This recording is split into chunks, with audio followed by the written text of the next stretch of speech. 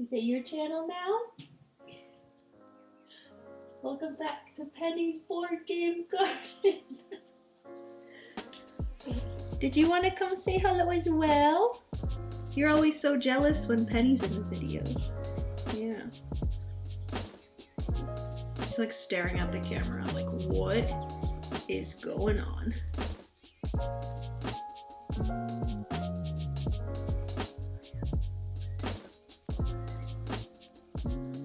Hey friends, it is Jenna, what is up, and welcome back to the Board Game Garden, and welcome to another episode in the cream of the crop, or my top 100 games of all time.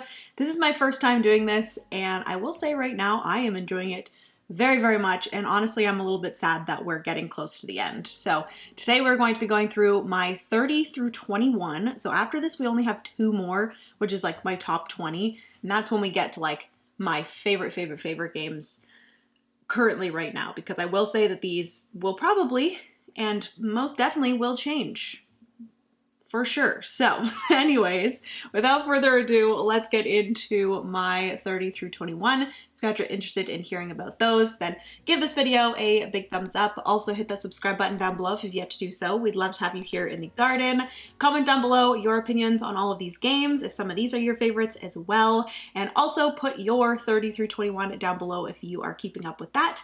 But yes, without further ado, let's get into this chunk of my top 100 games of all time, shall we?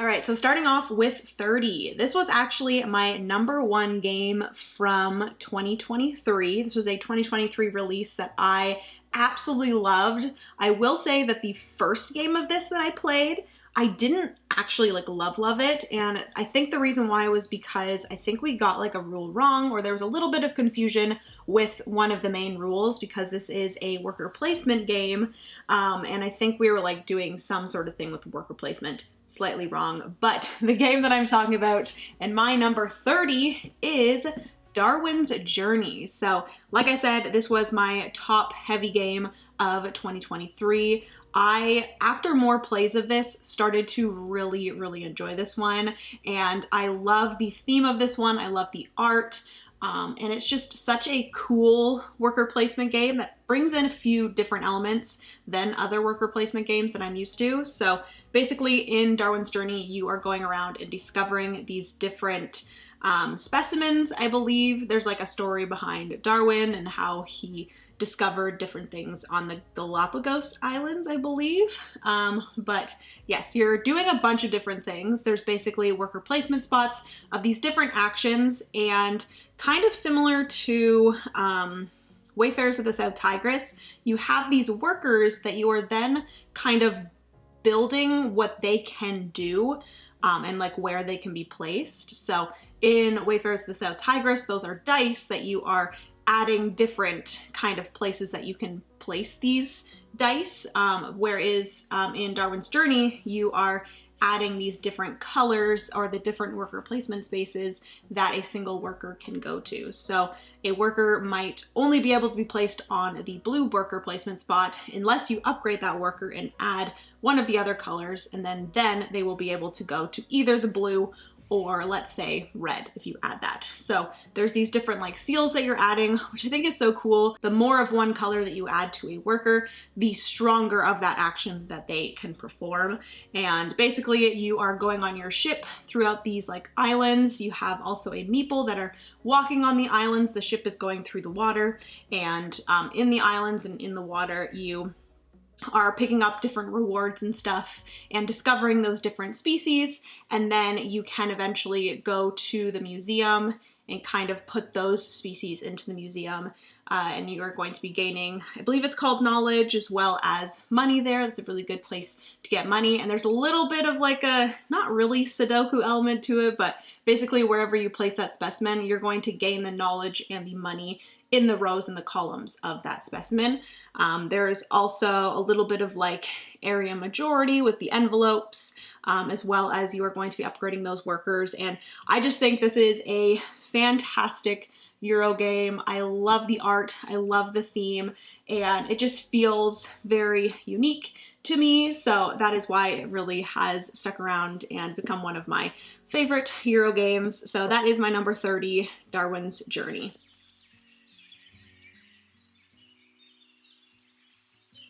Number 29 is another Euro game. I feel like this 10, we're starting to get into those heavier Euros that I absolutely love.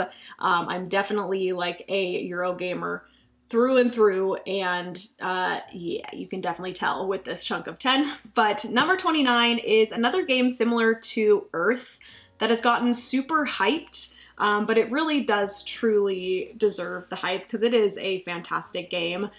This game actually, I believe, is like number 3 or 4 on the BGG Top 100, and it's actually crazy to me that it is that high. But it truly is a very good game. But my number 29 is Ark Nova. So Ark Nova is a zoo building game. I hear things falling in this box. I'm a little bit scared.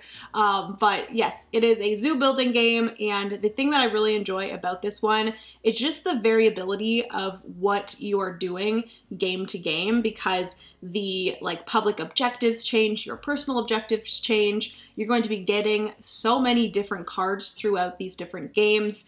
And I just really love the beginning of Ark Nova. You look at your personal goals, you look at those public conservation projects, and then you're going to be looking at your hand of starting cards, and that really determines your strategy for the game. And like I said, all of those things can be different game to game. So every game of Ark Nova feels super different. I love the like getting the different animals, building out those enclosures in your zoo, and then also going for those conservation projects and all of the like sponsorships as well. I typically don't go for like sponsorship cards, but I recently played a game on BGA where one of my personal objectives, and the one that I did end up picking, because you're going to be starting with 2 but then only being able to pick 1, the personal objective that I ended up choosing was to have a bunch of sponsorship cards. And I usually don't go for those, and I'm like, sure, let's do that, let's try something new. And so I ended up getting a bunch of sponsorship cards or sponsor cards, and it ended up being really fun because the sponsorship cards can like really change things up and add different things and help you in different ways. And it was just a very fun and different game of Ark Nova, so it really proves how much variability is in this game. So yeah, that is Ark Nova. Again, very similar to Earth. I don't love the like very real art in this. It's just like pictures of animals and stuff, so I don't love the art, but it kind of goes along with the zoo theme and just like the, I don't know, it fits, but I don't love it. But anyways, my number 29 is Ark Nova.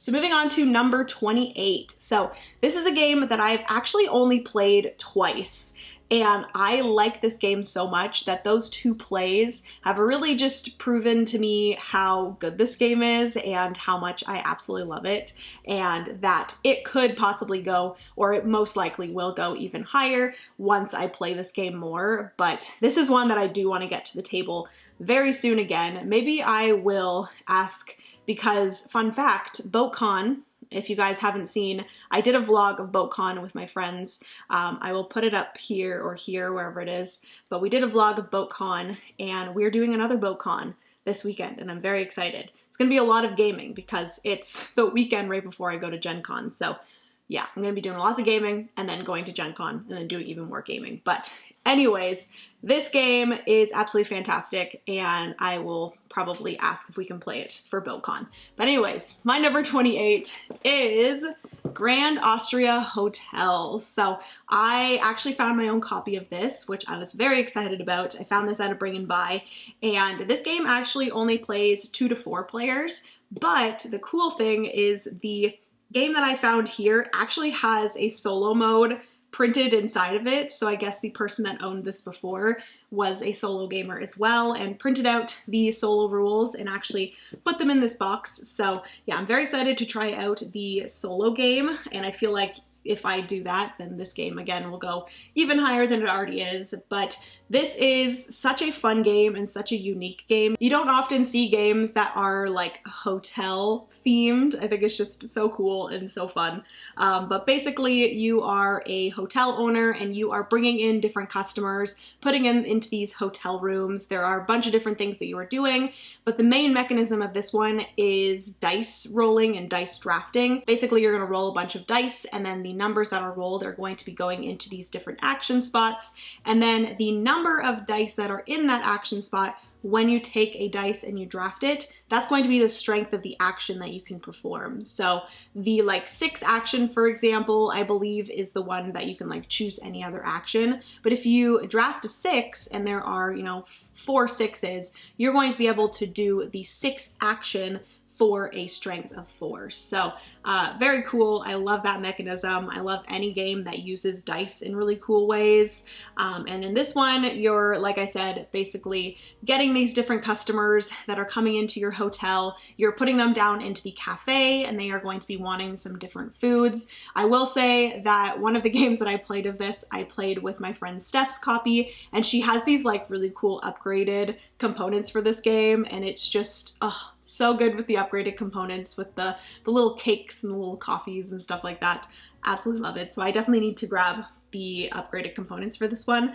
But yes, you are feeding the customers exactly what they want. You're gonna take them from the cafe and then put them up into a room. You do first have to open the room, and then whatever customer, you can put them into that room. You're gonna be getting points in different ways based off of the colors of rooms and stuff like that. And it is just such a fantastic Euro game that I definitely want to play more. And like I said, I feel like it'll go up a little bit more once I get it to the table more often. So yes, that is why my number 28 is Grand Austria Hotel.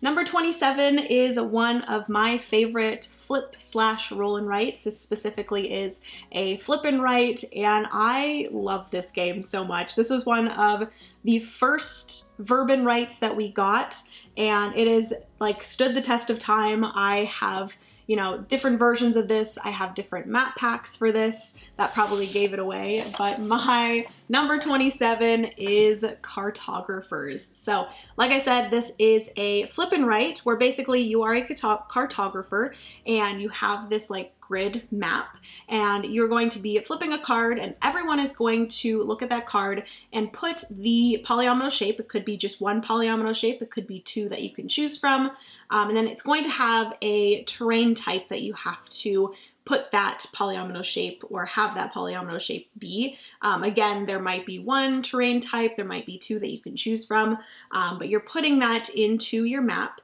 And I think it's like every season, you're going to be scoring 2 different objectives. So there are objectives A, B, C, and D, and the objectives change per season. So in the first season, you're going to be scoring for A and B. Second season, you're going to be scoring for B and C, C and D, and then D and A. So you're always going towards these different objectives with your map, but then also looking forward to the next seasons to make sure that you are prepping for those objectives as well. And then you also additionally go back to some objectives as well. So it's this very cool puzzle. I absolutely love this game. There are so many different map packs that change up the game. There are 6 different map packs that you can get.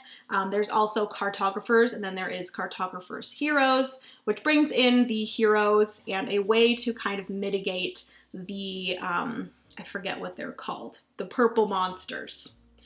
What are the purple monsters called? I forget. But that's kind of a fun part of the multiplayer game with Cartographers, is whenever you get one of these purple monster cards, everyone is going to pass their sheet to the player, either to the left or the right of them, and then that player gets to put the purple monsters into that player's map to try to like screw them over. So it's this really cool player interaction there, which you don't often see a lot in flip and writes. So yeah, Cartographers is absolutely wonderful. Definitely recommend if you enjoy flip and writes, roll and writes, all those. This is such a classic, and there's so much variability in this game that I definitely recommend checking it out. So that is why Cartographers is my number 27.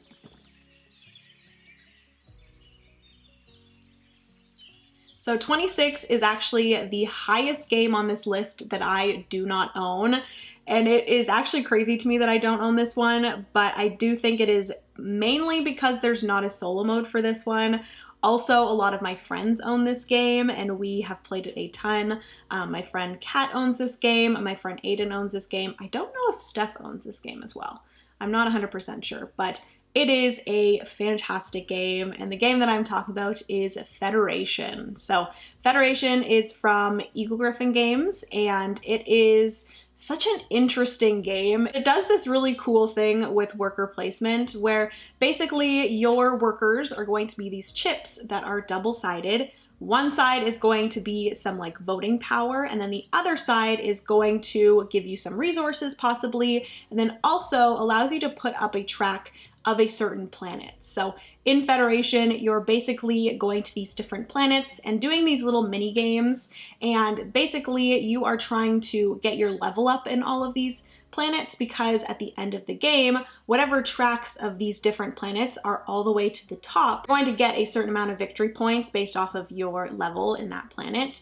But it's this very cool worker placement where you're basically placing into this ship that has two sides, and if you place it on the side that has some voting power, you're going to be placing it on one side or the other based off of what different colored planets is going to be getting scored for that round. So each round there's going to be two different colored planets that are connected to these two different sides of the ship, and whatever side gets the most at the end of that specific round, that planet is going to get, I believe it's 2 victory points per level of that planet that you have. So you're going to be placing down these different chips onto this area, and there's also a little bit of like majority with the rows. So whoever has the most voting power in each row of the spaceship is going to gain victory points at the end of each round.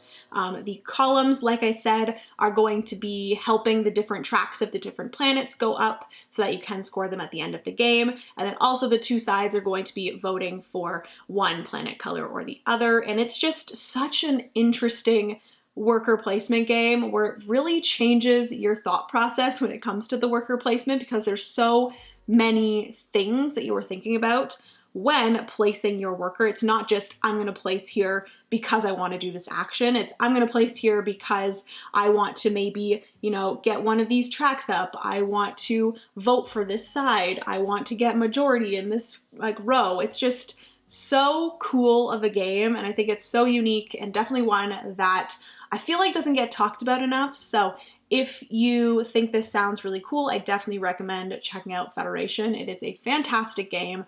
And like I said, I really do need to get myself a copy of this game, but I feel like if I did have a copy of it, it probably wouldn't get played unless I played it with like Francis, or if I introduced it to some of our other friends, because like I said, my main board game group, there's a bunch of copies of this game that we play already. So yes, also if there was a solo mode, I haven't actually looked to see if there's like a fan-made solo mode, but I feel like this would be a really weird one to make into a solo game. It would be pretty interesting, but anyways, Federation is absolutely fantastic and definitely a sleeper hit, so I definitely recommend checking it out, but that is my number 26.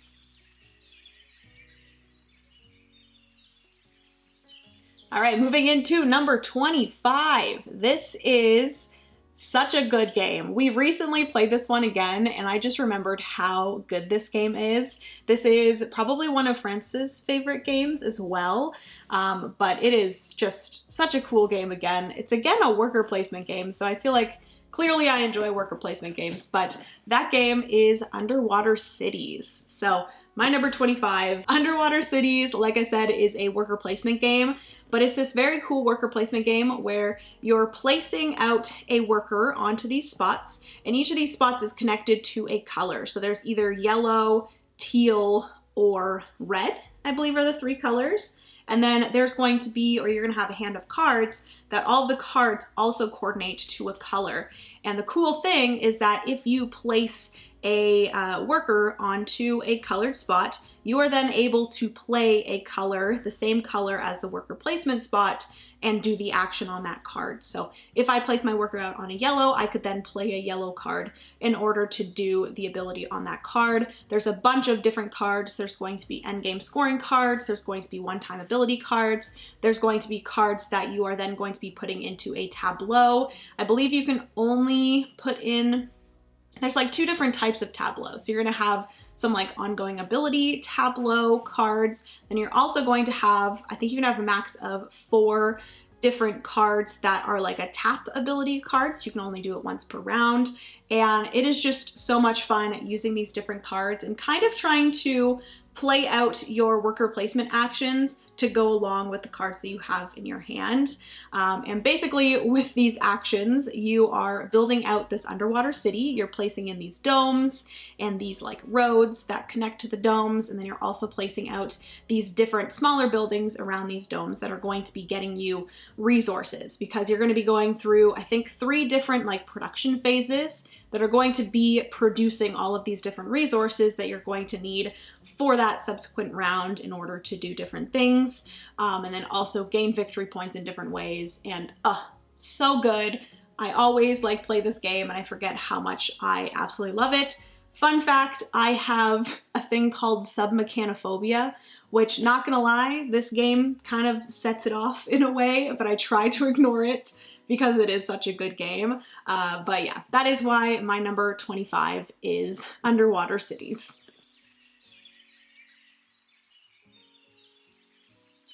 Moving on to number 24. This is such a classic, relaxing, cozy game. I love this game so much, and actually I've recently started liking this game more and more.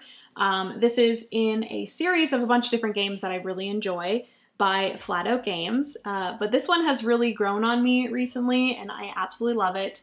But my number 24 is Calico. So in Calico, you are building out these quilts that you are going to be getting these different cats to come onto. You're trying to basically like attract these different cats. And the way that you're building out this quilt is you're going to be drafting these hexagon tiles that are different colors and different patterns. And there's a few different ways that you're going to be gaining points. The one thing I've already mentioned is attracting these different cats. There's going to be different cats that you're going to choose for each game that are requiring different arrangements of these tiles. And once you have that arrangement, you can then attract that cat and put it onto your quilt to gain victory points. Also, you're trying to do different sets of colors. If you ever get 3 of one color connected, that gives you a button that you are then allowed to put onto your quilt of that specific color, and the more buttons you have, the more points you get. If you are able to get 1 of each colored button, you then get a little rainbow button, which is adorable.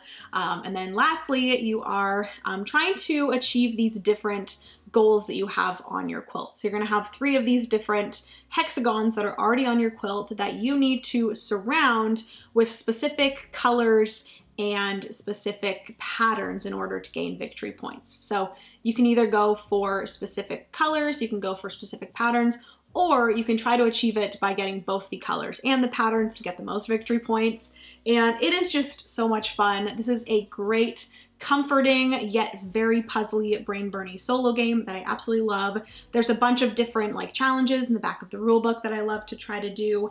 And then also, they just recently came out with a Calico like Switch game. Actually, no, it's not on Switch. It is currently on Steam, but I do believe that it's coming to Switch, hopefully. But I've been playing through a lot of that as well. Basically, it is Calico on the computer, and there is a really cool kind of like story-driven kind of solo campaign that you can go through, which I absolutely love. So yes, that is why my number 24 is Calico.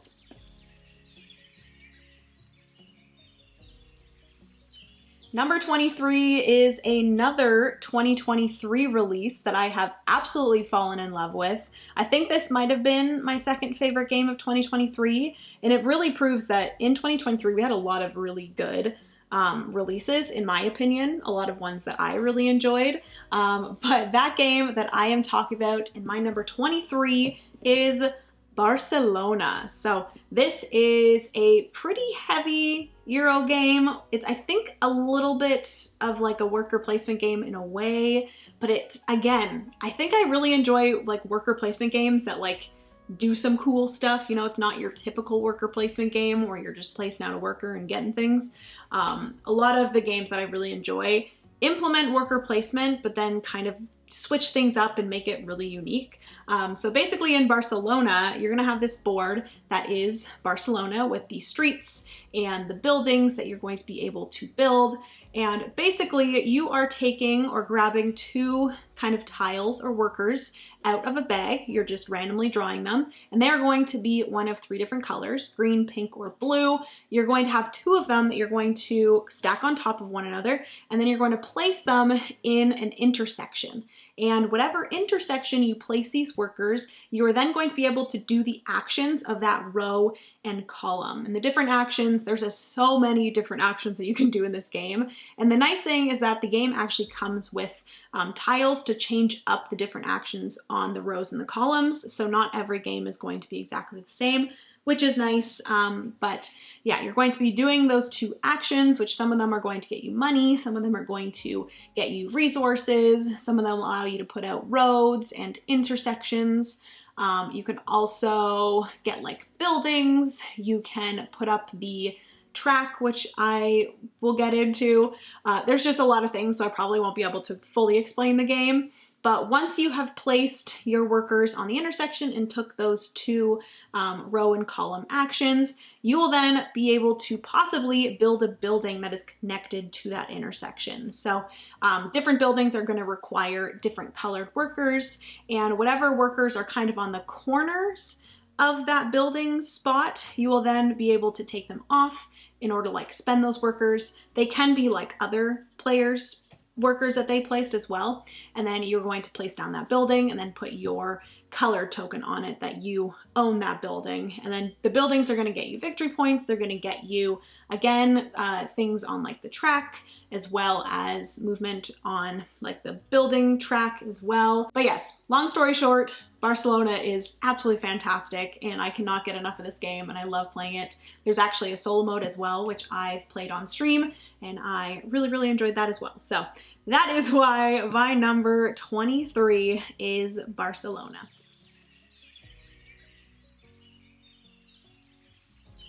Moving on to number 22. So this one has fallen a little bit, but I think that's because it's been a while since I've played this.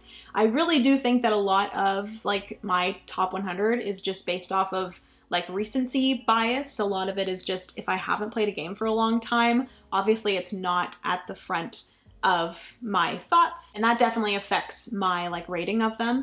But this game is still absolutely fantastic. It was my number one game of 2022, and that game is Merchants of the Dark Road. So this one is very fun. There is a little bit of like a rondel. There is some like polyomino kind of stuff within your little buggy, which I absolutely love.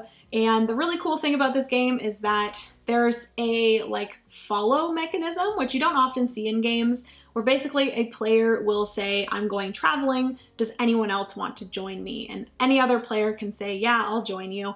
But those players do have to roll a die, and it's a possibility that something negative might happen to them. So they're kind of taking that risk and coming along with that player.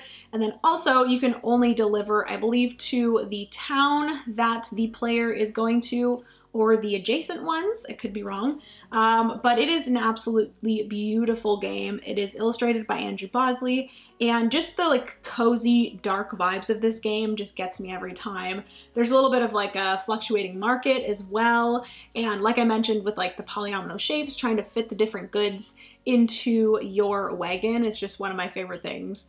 And basically you are either selling these goods to these different heroes, or you're going and delivering these goods for these like queen's favors to these different towns. So it's just an absolutely fantastic game. I really do want to play this one again because I absolutely love it. And also they are coming out with a new expansion for it. So super excited for that. But that is why my number 22 is Merchants of the Dark Road.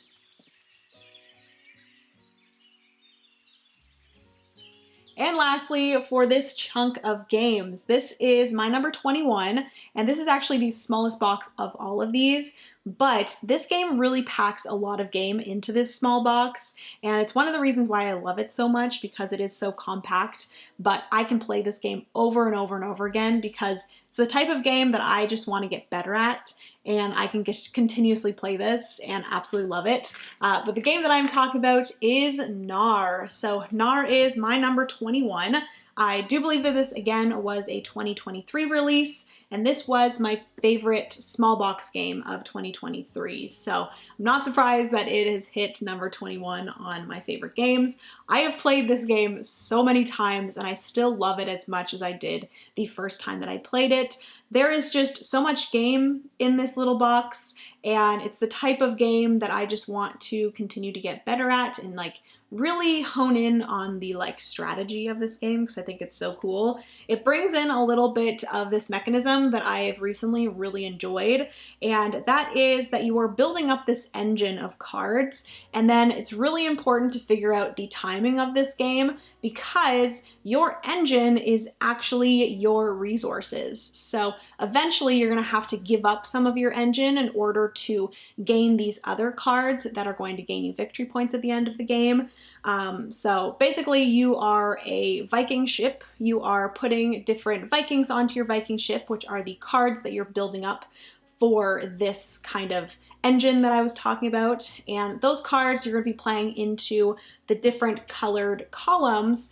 And the more of one color that you are adding to your engine, the more resources that you're going to get. So if I already have 2 yellows down, each card has a different icon that's going to trigger an effect. If I place down another yellow card, I then trigger the effect on the card that I played plus the other 2 yellows that I already have in my engine. So I think it's this really cool kind of card play that I absolutely love.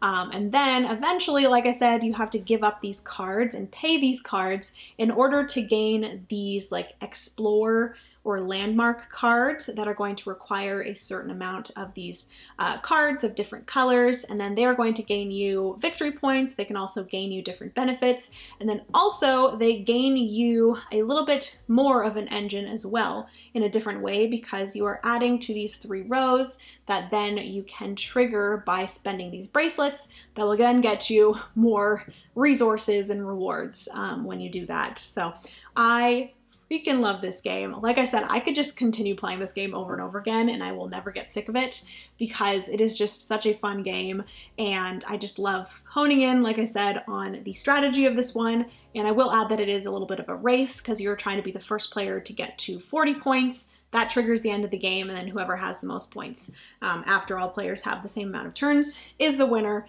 But yeah, it is such a good game and I absolutely love it. So that is why Gnar is my number 21. All right, friends, so that is going to be everything for this chunk of my top 100 games of all time, my 30 through 21. So hopefully you guys enjoyed this. If you did, please give it a big thumbs up. Also hit that subscribe button down below if you've yet to do so. We'd love to have you here in the garden. And also comment down below your thoughts on all of these games. Are some of these your favorites as well? Let me know. And then also if you are following along and putting your top games down in the comments, please put your 30 through 21. I'd love to see them down there. I'm trying my hardest to keep up to all the comments in my videos these days. So hopefully you guys comment and we can chat down there. But yeah. Love you guys so much. Remember, you are somebody's reason to smile, and I will see you in the next board game video. Bye, friends.